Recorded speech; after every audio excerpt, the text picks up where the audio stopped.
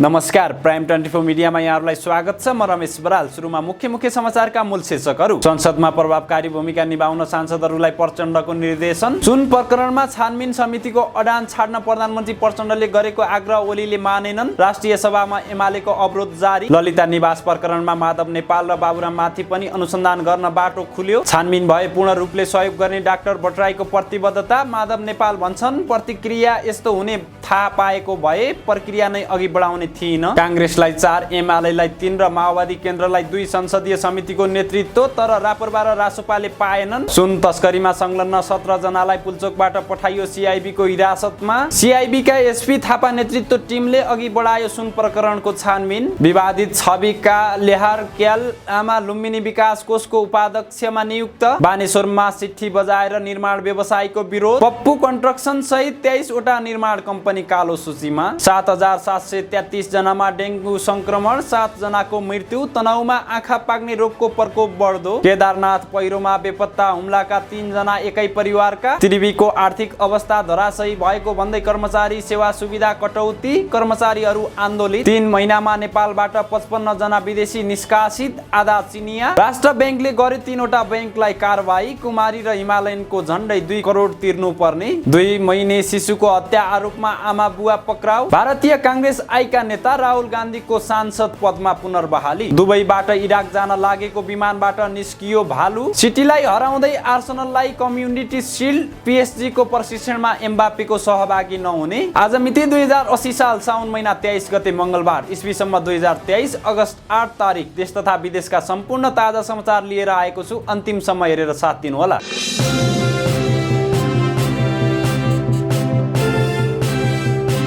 अब समाचार विस्तारमा। नेकपा माओवादी केन्द्रका अध्यक्ष तथा प्रधानमन्त्री पुष्पकमल दाहाल प्रचण्डले संसदमा पार्टीका सांसदहरूलाई प्रभावकारी भूमिका निभाउन निर्देशन दिएका छन्। सोमबार बसेको माओवादी संसदीय दलको बैठकमा प्रचण्डले यस्तो निर्देशन दिएको माओवादी केन्द्रका प्रमुख सचेतक हितराज पाण्डेले जानकारी दिएका छन्। दलका नेता समेत रहनुभएका प्रधानमन्त्रीले संघीय संसदमा सांसदहरूको भूमिका थप प्रभावकारी बनाउन निर्देशन दिनुभएको हो। साथै संसदीय समितिका सभापति चयनका बारेमा समेत ब्रिफिङ गर्नुभयो। बैठकपछि पाण्डेले प्रचण्डको भनाइ उद्धृत गर्दै भने, संसद खुलाउन प्रमुख प्रतिपक्षीय दलका नेता सहित अन्य दलका नेतासँग छलफल गरेर ठोस निष्कर्ष निकालिन्छ र संसद अवरोध हट्छ भन्ने हामीलाई पूर्ण विश्वास छ। प्रधानमन्त्री पुष्पकमल दाहाल प्रचण्डले प्रमुख प्रतिपक्षी दल नेकपा एमालेलाई सुन तस्करी प्रकरण अनुसन्धानको लागि उच्चस्तरीय छानबिन समितिको माग छाड्न आग्रह गरेका छन्। सोमबार प्रतिनिधि सभाको अवरोध हटाउन बसेको 3 दलका शीर्ष नेताको बैठकमा प्रचण्डले एमाले अध्यक्ष केपी शर्मा ओलीसँग यस्तो आग्रह गरेका हुन्। उक्त प्रकरणको सीआईबीले अनुसन्धान गरिरहेकाले छानबिन समिति आवश्यक नपर्ने भन्दै प्रचण्डले एमालेलाई उक्त मागबाट पछि हट्न आग्रह गरेको हो। प्रचण्डको आग्रहमा एमालेले भने उच्च स्तरीय समितिको माग कायमै राखेको एमाले सचेतक महेश बर्तौलाले जानकारी दिए। एमालेले सुन तस्करी प्रकरणको सीआईबीलाई मात्रै अनुसन्धान गरेर नपुग्ने भन्दै सरकारले सत्य तथ्य छानबिनको लागि उच्च स्तरीय समिति बनाउन माग गर्दै केही दिनदेखि संघीय संसदको दुवै सदन अवरुद्ध पार्दै आएको छ। यस प्रकरणमा सरकारकै निकट व्यक्तिहरूको संलग्नता रहेको दावी गर्दै निष्पक्ष छानबिन गर्न उच्च स्तरीय समिति आवश्यक रहेको देखिन्छ। राष्ट्रिय सभाका अध्यक्ष गणेश प्रसाद तिमिल सेनाले विरोध र दबावको शैलीलाई परिमार्जन गर्दै बैठक अगाडि बढाउन गरेको आग्रहलाई एमालेले अस्वीकार गरेको थियो। सर्वोच्च अदालतले ललिता निवास जग्गा प्रकरणमा मन्त्री परिषदबाट निर्णय गर्नेहरूमाथि पनि अनुसन्धान गर्न आदेश दिएको छ। ललिता निवास जग्गा अनियमितता प्रकरणमा मुछिएका योगराज पौडेलले दायर गरेको बन्दी प्रत्यक्षीकरणको निवेदनमा न्यायाधीश अनिल कुमार सिंह र डाक्टर कुमार चुडालको इजलासले नीति निर्मातामाथि समेत अनुसन्धान गर्न आदेश दिएको हो। आदेशमा भनिएको छ 2066 चैत 29 र 2067 वैशाख 31, 2067 साउन 28 तथा 2069 असोज 18 को नेपाल सरकारको मन्त्री परिषदको निर्णय तथा निर्माण प्रमाणित गरी कार्यान्वयन तहमा प्रत्यक्ष रूपमा संलग्न हुनेहरू मन्त्रालय स्तरमा सो निर्णय गर्न किटानी प्रस्ताव पेश गर्ने वा प्रस्तावमा संलग्न माथिल्लो तहको पदाधिकारी वा अधिकारीको पद सोपान अनुसन्धानकर्ताको सवाल बमोजिमको पिरामिडको माथिल्लो तहबाट समेत गरी अब उपरान्त थप अनुसन्धान कार्य अविलम्ब सम्पन्न गर्न गराउन भनी प्रत्यक्षीहरूको नाममा यो आदेश जारी गरिदिएको छ। सर्वोच्चको यो आदेशले ललिता निवास जग्गा प्रकरणमा प्रधानमन्त्री द्वय माधव कुमार नेपाल र डाक्टर बाबुराम भट्टराईमाथि अनुसन्धान अघि बढाउने बाटो खुलेको छ। माधव नेपाल नेतृत्वको मन्त्री परिषद बैठकले प्रधानमन्त्री निवास विस्तार गर्ने भन्दै नक्कली मोहीलाई सरकारी जग्गा सट्टा भर्ना दिएको थियो। त्यस्तै डाक्टर भट्टराई नेतृत्वको मन्त्री परिषद बैठकले अस्तित्वमै नरहेको पशुपति टिकिन्छा गुठीका नाममा ललिता निवासको जग्गा दर्ता गर्न सैद्धान्तिक स्वीकृति दिएको थियो। उता सर्वोच्च अदालतले ललिता निवास जग्गा प्रकरणमा मन्त्री परिषदबाट निर्णय गर्नेहरूमाथि पनि अनुसन्धान गर्न आदेश दिएसँगै पूर्व प्रधानमन्त्री डाक्टर बाबुराम भट्टराईले निर्देशन अनुरूप छानबिन भएमा त्यसमा पूर्ण रूपले सहयोग गर्न प्रतिबद्धता जाहेर गरेका छन्। ललिता निवास जग्गा अनियमितता प्रकरणमा मुछिएका योगराज पौडेलले दायर गरेको बन्दी प्रत्यक्षीकरणको निवेदनमा न्यायाधीश अनिल कुमार सिंह र डाक्टर कुमार चुडालको इजलासले नीति निर्मातामाथि समेत अनुसन्धान गर्न आदेश दिएको हो। सर्वोच्चको आदेशसँगै ललिता निवास जग्गा प्रकरणमा पूर्व प्रधानमन्त्री द्वय माधव कुमार नेपाल र डाक्टर बाबुराम भट्टराईमाथि पनि अनुसन्धान गर्न बाटो खुलेको छ। भट्टराईले भनेका छन्, ललिता निवास लगायत जुनसुकै प्रकरणमा राज्यका मन्त्री परिषद लगायत सबै तहबाट भएका निर्णयहरू उप निष्पक्ष छानबिन गरेर कानुन विपरीत राज्यलाई नोक्सान हुने निजी लाभ लिने ढङ्गले कार्य गरेको भए जतिसुकै उच्च तहको व्यक्ति भए पनि कानुन अनुसार कारबाही गरिनुपर्छ र देशको विविधको शासन कायम गरिनुपर्छ भन्ने मेरो आजीवन मान्यता र प्रतिबद्धता रहेको छ। अत मेरो प्रमुखकालमा भएका सबै निर्णयहरूको निष्पक्ष छानबिन गर्न र आवश्यक कारबाही गर्न सरकार र सम्बन्धित निकायलाई मेरो विनम्र आग्रह छ। केही समय पहिले अख्तियार दुरुपयोग अनुसन्धान आयोगले गरेको छानबिनमा पनि आफूले सहर्ष सहयोग गरेको भट्टराईले बताएका छन्। त्यस्तै उता नेकपा एकीकृत समाजवादी पार्टीका अध्यक्ष तथा पूर्व प्रधानमन्त्री माधव कुमार नेपालले बालुवाटार स्थित ललिता निवास जग्गा प्रकरणमा सर्वोच्च अदालतले दिएको आदेशबारे आफूलाई धेरै कुरा थाहा नभएको प्रारम्भिक प्रतिक्रिया दिएका छन्। सर्वोच्च अदालतले आइतबार ललिता निवास प्रकरणमा तत्कालीन मन्त्री परिषदले गरेको 4वटा निर्माणहरूमा संलग्नहरूलाई पनि अनुसन्धानको दायरामा ल्याउने आदेश गरेपछि नेता नेपालले यस्तो प्रतिक्रिया दिएका हुन्। सर्वोच्चका न्यायाधीश अनिल कुमार सिंह र डाक्टर कुमार चुडालले आइतबार गरेको फैसला अनुसार तत्कालीन प्रधानमन्त्री रहेका नेपाल सहित डाक्टर बाबुराम भट्टराईले समेत अनुसन्धान गर्न बाटो खुला गरिदिएको छ। संसदीय समितिको भागभण्डाको टुङ्गो लागेको छ। नेकपा माओवादी केन्द्रको सोमबार बसेको संसदीय दलको बैठकमा पार्टी अध्यक्ष पुष्पकमल दाहाल प्रचण्डले संसदीय समितिहरूको नेतृत्वमा भागभण्डा मिलेको बताएका हुन्। सत्तारूढ र प्रमुख विपक्षी दलका प्रमुख सचेतकहरूले सभापति चयनको मिति तोक्न सभामुख देवराज घिमिरेलाई आग्रह गरेका छन्। काङ्ग्रेसले 4, नेकपा एमाले 3 र नेकपा माओवादी केन्द्रले 2 संसदीय समितिको नेतृत्व पाउने गरी बाँडफाँड भएको छ।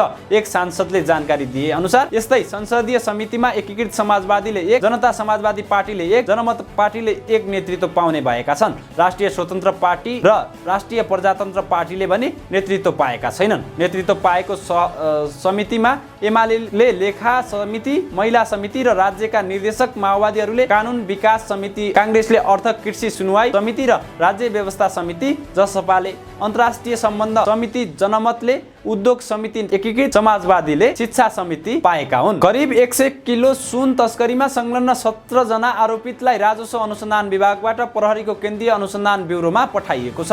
त्रिभुवन अन्तर्राष्ट्रिय विमानस्थलबाट बाहिरिएको करिब 100 किलो सुन कारोबारमा संलग्न आशंकामा राजस्व अनुसन्धान विभागले उनीहरूलाई नियन्त्रणमा लिएको थियो। चिनिया नागरिक जिक्वाङ लिन र तिब्बत मुलुकका भारतीय नागरिक थाप्तेन छिरिङ सहित 17 जना हिरासतमा छन्। अहिलेसम्मको अनुसन्धान तथ्य सहित पक्राउ परेकाहरूलाई ब्युरोको जिम्मा लगाइएको राजस्व अनुसन्धान विभागका महानिर्देशक नम्रराज ढुङ्गानाले रातोपाटीलाई बताएका छन्। असार 30 मा हङकङबाट काठमाडौँ ल्याइएको सो सुन रेडी ट्रेड प्रणालीले मगाएको अनुसन्धानबाट थाहा भएको छ। रेडी ट्रेडका सञ्चालक दोलखाको मेलुङ गाउँपालिका 3 घर भएका 21 वर्षीय दिलीप भुजेल हुन्। तस्करीमा संलग्न आरोपमा पक्राउ गरिएकी भन्सार एजेन्ट रुक्मिना सुब्बा जिम्मा जमानिया रिहा भएकी छन्। साउन 3 बाट उनीहरू पुल्चोक स्थित राजस्व अनुसन्धान विभागको हिरासतमा थिए। जुन प्रकरणमा हालसम्म पक्राउ पर्नेमा दोलखा मेलुङ गाउँपालिका 3 का रामकुमार भुजेल, दिलीप भुजेल, भोजपुर अरुण गाउँपालिका 4 का हर्कराज राई, भारतीय नागरिक थाप्तेन छिरिङ, ज्ञापन पत्र भनेर सुन जिम्मा लिने भन्सार एजेन्ट राजेन्द्र राई,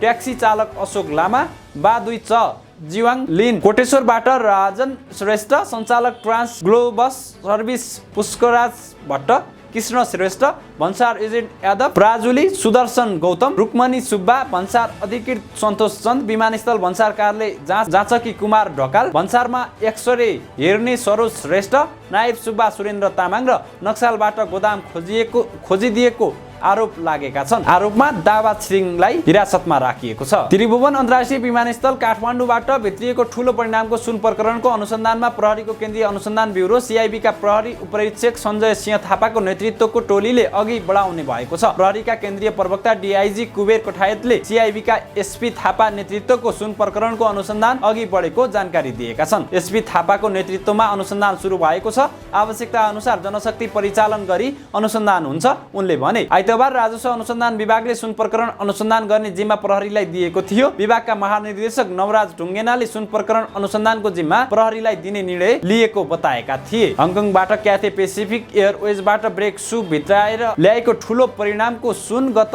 साउन 2 गते बरामद भएको थियो। भन्सार जाँच पास भएर छुटेको करिब 100 किलो सुन राजस्व अनुसन्धान विभागले बरामद गरेको थियो। यो प्रकरणमा विभागले 18 जनालाई पक्राउ गरेको छ, जसमध्ये 1 जनालाई हाजिर जमानीमा छाडेको थियो। यो प्रकरणमा राजस्व छली मात्रै नभएर संगठित अपराध र अन्तर्देशीय अपराध भएको भन्दै अनुसन्धानको जिम्मा प्रहरीलाई दिनुपर्ने माग भएको थियो। प्रधानमन्त्री पुष्पकमल दाहाल प्रचण्ड, उपप्रधान एवं गृहमन्त्री नारायण काजी श्रेष्ठ लगायतको भेटमा यसको अनुसन्धानको जिम्मा CIB लाई दिने छलफल भएको थियो। छलफलपछि प्रधानमन्त्री प्रचण्डले अनुसन्धानको जिम्मा CIB लाई दिन निर्देशन दिएका थिए। निर्देशनसँगै अनुसन्धानको मिसिल र पक्राउ परेका अभियुक्तहरूलाई प्रहरी प्रधान कार्यालय नक्सालमा बुझाएको थियो। त्यसपछि प्रहरी प्रधान कार्यालयले यसको अनुसन्धान गर्न CIB लाई निर्देशन दिएको थियो। सरकारले विवादास्पद छविका पूर्व अर्थ राज्य मन्त्री लेहार क्याल लामालाई लुम्बिनी विकास कोषको उपाध्यक्ष नियुक्त गरेको छ। संस्कृत पर्यटन तथा नागरिक उड्डयन सुधर कृतिको सिफारिसमा प्रधानमन्त्री पुष्पकमल दाहालले विवादित लामालाई लुम्बिनी विकास कोषको नेतृत्व सुम्पेका हुन्। माओवादी केन्द्रीय सदस्य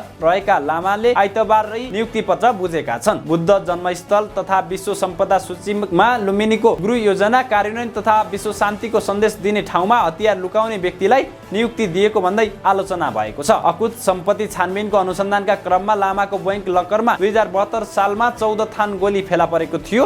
उनी संविधान सभाका पूर्व सदस्य पनि हुन्। लामा वैदेशिक रोजगार, हतियार, अकुत सम्पत्ति आर्जन, दोहोरो नागरिकता, राहदानी लगायतका अभियोगमा पक्राउ पर्दै र छुट्दै आएका थिए। उनी 2067 सालमा जलनाथ खनाल नेतृत्वको सरकारमा अर्थ राज्य मन्त्री नियुक्ति भएका थिए। नियुक्ति लगत्तै दोहोरो नागरिकता र राहदानीको विषय उठेपछि उनले 10 दिनमै मन्त्री पदबाट राजीनामा दिएका थिए। 2064 सालको पहिलो संविधान सभामा एमालेबाट समानुपातिक सभासद बनेका लामा 2070 मा माओवादी प्रवेश गरी दोस्रो संविधान सभामा पनि सभासद बनेका थिए। उनी 2058 सालमा कांग्रेसबाट गुम्बा व्यवस्था तथा विकास समितिको अध्यक्ष बनेका थिए। सरकारले निर्माण व्यवसायीहरूको रकम भुक्तान नगरेको तथा म्याद थप सम्बन्धी निर्णयको विरोधमा नेपाल निर्माण व्यवसायी महासंघको आन्दोलन जारी रहेको छ। सोही क्रममा सोमबार बानेश्वरमा सिट्ठी बजाएर तथा सेफ्टी हेलमेट सहित धरना कार्यक्रम गरिएको छ।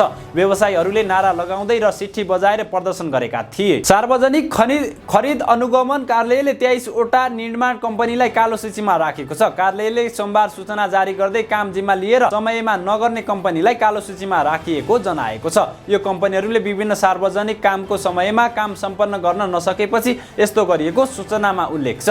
कम्पनीहरूलाई कालो सूचीमा राख्न सम्बद्ध कार्यालयहरूले सिफारिस गरेका थिए। कालो सूचीमा परेका निर्माण कम्पनीहरूले 1 वर्षदेखि 1.5 वर्षसम्म सार्वजनिक खरिदका कुनै पनि ठेक्कामा भाग लिन पाउने छैनन्। कालो सूचीमा पर्ने कम्पनीहरूमा पप्पू कन्स्ट्रक्सन, कोशी एन्ड नेउपाने निर्माण सेवा, नतासा निर्माण सेवा, त्रिवेणी निर्माण सेवा, समृद्धि निर्माण सेवा, नवनिर्माण बिल्डर्स र चेतना UKNJB छन्। यसैगरी BKB construction and suppliers, Bluebirds design and construction, बुढाथोकीको निर्माण सेवा, नयाँ निर्माण सेवा, Shubham construction, AKS construction, KR निर्माण सेवा, माबोहाङ निर्माण सेवा, अर्बन कन्स्ट्रक्सन, लामा बुद्ध निर्माण तथा सामग्री suppliers and builders, Noori construction, Anjal निर्माण सेवा, अनुष्ठान कन्स्ट्रक्सन, योद्धा निर्माण सेवा र जय भगवती निर्माण सेवा रहेका छन्। देशभर डेंगूको संक्रमितको संख्या 7733 पुगेको छ।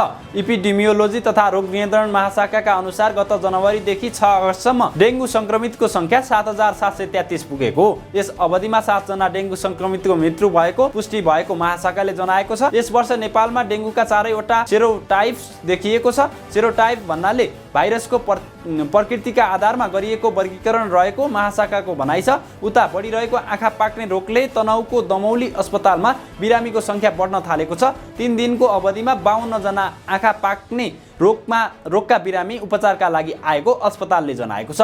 गत बिहीबार 14, शुक्रबार 13 र आइतबार 25 जना गरी 52 जना बिरामी आँखा पाक्ने रोगबाट संक्रमित भएको दमौली अस्पतालका नेत्र सहायक लक्ष्मी चौधरीले जानकारी दिए। यसअघि दिनमा 3-4 जना आँखा पाक्ने समस्या बिरामी आउने गरे पनि 3 दिनदेखि संख्या बढेको उनले बताए। आँखा उपचारमा आउने बिरामी मध्ये झन्डै 50% आँखा पाक्ने रोगका संक्रमित हुने गरेको उनले जानकारी दिए। मुख्य गरेर एडिनो भाइरसका कारण आँखा पाक्ने प्रकोप बढेको पाइएको छ। रोगको संक्रमण बढेपछि 2 विद्यालयमा पठन पाठन बन्द गरिएको छ। शुक्ला गण्डकी नगरपालिका स्थित खैरेनी माध्यमिक विद्यालय र पञ्चमुनिदेव माध्यमिक विद्यालय बन्द गरिएको जानकारी भएको छ। भारतको उत्तराखण्डको केदारनाथ गौरीकुण्डमा पहिरोमा परि बेपत्ता भएका हुम्ला जिल्लाका 3 जनाको पहिचान खुलेको छ। पहिरोमा बेपत्ता भएका 3 जना एकै परिवारको रहेको खुलेको हो। बेपत्ता भएकाहरू खारपुनाथ गाउँपालिका 3 राय गाउँका 65 वर्षीय वीर बहादुर रावल, उनकी श्रीमती 55 वर्षीय सुमित्रा रावल र 25 वर्षीय छोरी निशा रावल रहेको जिल्ला प्रहरी कार्यालयका प्रहरी निरीक्षक दीपक मल्लले जानकारी दिए। उनीहरू पहिरोमा परेर बेपत्ता भएको खबर आएको 4 दिनपछि प्रहरी गाउँमा पुगेर आफन्तसँग बुझ्दा पहिचान खुलेको हो। आफन्त देवी रावलका अनुसार उनीहरू 22 वर्ष अघि गाउँ छाडेर भारत गएका थिए, जहाँ उनीहरू होटल व्यवसाय गरेर बसेका थिए। यसअघि पहिरोमा बेपत्ता जुम्लाको पातारासीका एकै परिवारका 7 जना सहित 11 जनाको पहिचान खुलेको थियो। केही दिन अघि केदारनाथमा पहिरोमा परेर 19 जना नेपाली बेपत्ता भएका थिए। त्रिभुवन विश्वविद्यालयले कर्मचारीहरूको अतिरिक्त सेवा सुविधा कटौती गरेको छ। त्रिभुवनको आर्थिक अवस्था धराशयी बनेको भन्दै कर्मचारीहरूलाई दिँदै आएको अतिरिक्त सेवा सुविधा कटौती गरिएको हो। गत असार 26 गते बसेको त्रिभुवी कार्यकारी परिषद बैठकको निर्णय नम्बर 2172 अनुसार कर्मचारीको अतिरिक्त सेवा सुविधा कटौती गरिएको जनाइएको छ। त्रिभुवको उक्त निर्णयपछि 7,000 को हाराहारीमा रहेका त्रिभुवीका कर्मचारीले पाउँदै आएको अतिरिक्त सुविधा कटौती हुन लागेको। साउन महिनादेखि लागू हुने गरी तलब सुविधा बाहेक पाउने अतिरिक्त भत्ता लगायतका सुविधा नपाउने भएका हुन्। त्रिभुवीको उक्त निर्णयको विरोधमा कर्मचारीहरू आन्दोलनमा उत्रिएका छन्। कर्मचारीको अभावमा थोरै कर्मचारीले धेरै काम गर्दै आएको र त्यही बापत त्रिभुवीले अतिरिक्त सुविधा दिँदै आएको थियो, तर त्रिभुवीको आर्थिक अवस्था धराशयी बनेको भन्दै अतिरिक्त पारिश्रमिक कटौती गरेपछि आन्दोलन गर्नु परेको कर्मचारीको भनाइ छ। उनीहरूले हातमा कालो पट्टी बाँधेर काम गर्ने, पेन डाउन गर्ने जस्ता कार्यक्रम गर्दै आएका छन्। त्रिभुवन विश्वविद्यालय कर्मचारी संघले समेत विज्ञप्ति जारी गर्दै त्रिभुवीको उक्त निर्णयको विरोध गरेको छ। त्रिभुवीमा कार्यरत प्राध्यापक कर्मचारीहरू बीच प्राप्त हुने सेवा सुविधा समेत विभेद रहेको संघको भनाइ छ। गत वैशाखदेखि असारसम्मको 3 महिनाको अवधिमा नेपालबाट 55 जना विदेशी नागरिक नेपालबाट निष्कासन परेका छन्। यसरी निष्कासनमा पर्ने मध्ये आधा चिनिया नागरिक रहेको अध्यागमन विभागको तथ्याङ्कमा उल्लेख छ। विभागका अनुसार वैशाख 2080 देखि असारसम्म 21 जना चिनिया नागरिक नेपालबाट निष्कासनमा परेका छन्। नेपालमा गैर कानुनी गतिविधिमा संलग्न र भिजा अवधि सकिएपछि पनि ओभरस्टेमा परेका विदेशीहरू नेपालबाट निष्कासनमा पर्ने गरेका छन्। निष्कासनमा पर्नेको दोस्रो स्थानमा अमेरिकी नागरिक छन्। उनीहरूको संख्या 7 रहेको छ। यमनका 4 जना, बेलायतका 3 र दक्षिण कोरिया, पाकिस्तान, रुस, क्यामरुन, बङ्गलादेश र श्रीलङ्काका 2-2 जना व्यक्ति असार यता निष्कासनमा परेका छन्। Bhutan, Ghana, Iran, Italy, Portugal, France, Sudan, Canada र जर्मनीका 1-1 जना व्यक्ति समेत निष्कासित भएको विभागले जनाएको छ। 3 वटा वाणिज्य बैंक राष्ट्र बैंकको कारबाहीमा परेका छन्। गत आर्थिक वर्ष 2079-80 मा केन्द्रीय बैंकको नीति निर्देशन र कानुनको बाहिर गएर वित्तीय कारोबार गरेकाले प्राइम कमर्सियल बैंक, कुमारी बैंक र हिमालयन बैंकलाई कारबाही गरिएको, जसमध्ये नियम विपरीत आर्थिक गतिविधि सञ्चालन गर्ने कुमारी बैंक र हिमालयन बैंकलाई केन्द्रीय बैंकले झन्डै 2 करोड रुपैयाँ बराबर जरिमाना गराएको छ। कुमारी बैंकले गत आर्थिक वर्षको माघ महिनामा तोकिएको कर्जा निक्षेप अनुपात CD रेसियो कायम नगरेको भन्दै केन्द्रीय बैंकले बैंकमाथि 59,63,694 रुपैयाँ र 22 पैसा जरिमाना गरेको छ। यस्तै कार्तिक महिनाको CD रेसियो कायम नगरेको भन्दै केन्द्रीय बैंकले हिमालयन बैंकलाई 1,39,47,028 रुपैयाँ 24 पैसा जरिमाना गरेको छ। अर्को प्राइम कमर्सियल बैंकले भने केन्द्रीय बैंकको निर्देशन बमोजिम कायम गर्नुपर्ने कर्जा नोक्सानी व्यवस्था कायम नगरेको क्यापिटल एक्युरेसी फ्रेमवर्क 2015 अनुसार जोखिम भारतीय सम्पत्ति गणना गर्दा वास्तविक भन्दा कम गरेको र IPRA नम्बर 15/079 को व्यवस्था विपरीत प्रिमियम दर बढाई ब्याज असुल गरेकाले नेपाल राष्ट्र बैंकले 2058 को दफा 100 को उपदफा 2 क बमोजिम बैंकको प्रमुख कार्यकारी अधिकृत CEO लाई प्रथम पटक सचेत गराइएको केन्द्रीय बैंकले जनाएको छ। बागलुङमा 2 महिनाको नाबालकको हत्या आरोपमा आमा बाउ पक्राउ परेका छन्। पक्राउ पर्नेमा निसी खोला गाउँपालिका 4 बडा चौरका 24 वर्षीय बिरु बिक र 30 वर्षीय सबिना बिक रहेका जिल्ला प्रहरी कार्यालय बागलुङका सूचना अधिकारी तथा प्रहरी नायब उपरीक्षक मदन केसीले जानकारी दिएका छन्। यही साउन 18 गते बिहीबार राति बिक दम्पति बीच विवाद हुँदा बालकलाई खोस तानातान गर्ने क्रममा आफ्नै घरभित्र भुइँमा खसी बजारिएपछि घटनास्थलमै बालकको मृत्यु भएको बताइएको छ। परिवारले घटनाको विषयमा 3 दिनपछि मात्रै जानकारी पाएको थियो। त्यस लगत्तै प्रहरीले हत्याको आरोपमा प्रहरीले बिक दम्पतिलाई पक्राउ गरी अनुसन्धान अगाडि बढाएको छ। प्रहरीले जिल्ला अदालत बागलुङमा आइतबार ज्यान सम्बन्धी कसुरमा मुद्दा दर्ता गरेर 5 दिनको म्याद थप गरी अनुसन्धान थालेको छ। अब केही अन्तर्राष्ट्रिय प्रसङ्ग। भारतीय कांग्रेस आइका नेता राहुल गान्धीको सांसद पद पुनर्बहाली भएको छ। लोकसभाका महासचिवले उनको सांसद पद सोमबार पुनर्बहाल गरेका हुन्। पुनर्बहाली भएसँगै राहुल सांसद भवन पुगेका छन्। उनले सांसद भवन परिसरमा रहेको महात्मा गान्धीको शालिगमा फूल चढाएका छन्। गान्धी सांसद फर्किएसँगै कांग्रेसका नेताहरूले खुसियाली मनाएका छन्। उनीहरूले नाराबाजी गरे भने मिठाई पनि बाँडेका थिए। भारतको सर्वोच्च अदालतले गान्धी माथिको सजायमा गत शुक्रबार रोक लगाएसँगै उनको सांसद पद पुनर्बहाली भएको थियो। सुरत जिल्ला अदालतले गान्धी माथि मानहानि मुद्दामा 2 वर्षको जेल सजाय सुनाएको थियो। उक्त आदेश लगत्तै लोकसभाले उनलाई सांसद बन्न अयोग्य घोषणा गरेको थियो।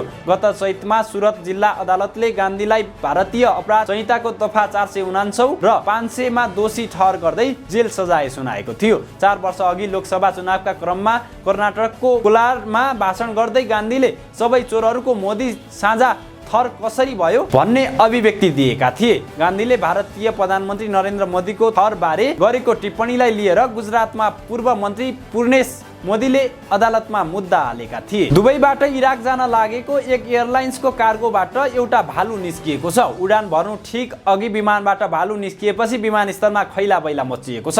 यसै कारण विमानले उडान भर्न 1 घण्टा ढिलो गर्यो। उडान भर्न समय लागेपछि विमानका क्याप्टेनले यात्रीसँग माफी मागेका छन्। घटना शुक्रबारको हो। इराकमा प्रधानमन्त्रीले घटनाको छानबिन गर्न आदेश दिएका छन्। यस्तै इराकको एयरलाइन्सले यसमा आफ्नो केही गल्ती नभएको बताएको छ। आफूहरूले भालुलाई बेहोस बनाउन दुबईका अधिकारीहरूलाई पुरा सहयोग गरेको बताए। यसो गर्दा पनि भालु विमानको कार्गोबाट कसरी निस्कियो भन्ने बारे आफूलाई थाहा नभएको इराकको एयरलाइन्सले बताएको छ। अब खेल प्रसङ्ग। प्रिमियर लिग च्याम्पियन म्यान्चेस्टर सिटीलाई हराउँदै आर्सेनलले कम्युनिटी सिल्डको उपाधि जित्न सफल भएको छ। आइतबार राति भएको खेलमा आर्सेनल पेनाल्टी सुट आउटमा 4-1 गोलले विजयी भएको हो। निकै निरस बनेको खेलको 77औं मिनेटमा कोली पाल्मरले गोल गर्दै सिटीलाई अग्रता दिलाएका थिए। सिटी जिततर्फ अघि बढिरहँदा इन्जुरी समयको 101औं मिनेटमा लियान्ड्रो ट्रोसार्डले आर्सेनलका लागि बराबरी गोल फर्काए। त्यसपछि खेल पेनाल्टी सुटआउटमा पुग्यो जसमा केभिन डी ब्रेयनले प्रहार क्रसबारबाट लाग्यो र रोड्रीको प्रहार गोलकिपरले बचाउ गरे। त्यसपछि फाबियो भिएरले गोल गर्दै आर्सेनलका लागि उपाधि सुनिश्चित गरे। सिटीले आर्सेनललाई उछिन्दै लिगर सहित च्याम्पियन लिगमा र एफए कप जित्दै टेबल पुरा गरेको थियो। सिटीले पछिल्ला 3 कम्युनिटी सिल्डको उपाधि गुमाएको छ। यद्यपि ती सबै सिजनमा उसले प्रिमियर लिगको उपाधि जितेको छ। उता forward Kylian Mbappe French champion Paris Saint Germain PSG को पहिलो टोलीले सोमबारदेखि सुरु गर्ने प्रशिक्षणमा सहभागी नहुने भनेका छन्। PSG ले सोमबारदेखि यो सिजन फ्रेन्च लिग 1 को तयारी सुरु गर्न लागेको हो। स्पेनिस क्लब रियल म्याड्रिडमा जाने चाहनाका बीच एम्बाप्पे र PSG बीच विवाद भइरहेको छ। अर्को सिजन समाप्त हुने आफ्नो सम्झौतामा थप 1 को अर्को सम्झौतामा हस्ताक्षर गर्न एम्बाप्पेले अस्वीकार गर्दै आएका छन्। त्यसैले PSG ले फ्रेन्च राष्ट्रिय टिमका कप्तान समेत रहेका एम्बाप्पेलाई बेच्न चाहिरहेको छ। PSG एम्बाप्पेलाई कुनै पनि हालतमा सित्तैमा अर्को क्लबमा पठाउने योजनामा छैन। शुल्क लिएर अर्को क्लबमा पठाउनका लागि एम्बाप्पेसँग थप सम्झौता गर्ने PSG को रणनीति छ। तर एम्बाप्पे भने अर्को सिजन क्लबको सम्झौता सकिएपछि आफ्नै तरिकाले अर्को क्लबसँग सम्झौता गर्ने योजनामा छन्। यही विवादका कारण एम्बाप्पे एसियाको प्री सिजनको टुरको लागि PSG को भ्रमण टोलीबाट बाहिर रहेका छन्। साउदी क्लब अल हिमालको कीर्तिमानी प्रस्तावलाई PSG ले स्वीकार गरे पनि एम्बापेले क्लब प्रतिनिधिहरूसँग भेट्न अस्वीकार गरेका थिए, जसले उनी साउदी प्रो लिगमा जाने सम्भावना पनि सकिएको थियो। पीएसजीले लिग 1 को आफ्नो पहिलो खेल शनिबार लोरेन्टसँग खेल्दैछ। अब एम्बापेले ए टिमसँग प्रशिक्षण समूहको सट्टा रिजर्भ टिमसँग अभ्यास गर्नेछन्। हवस् त, आजका लागि सम्पूर्ण खबर अन्त्यसँगै हामीलाई बिदा दिनुहोस्। दैनिक ताजा खबर अपडेटका लागि हाम्रो यस युट्युब च्यानललाई सब्स्क्राइब गर्न र सँगै रहेको बेल आइकनलाई थिच्न पनि नभुल्नुहोला। यतिन्जेल हामीलाई हेरेर साथ दिनुभएकोमा यहाँहरूलाई धेरै धेरै धन्यवाद।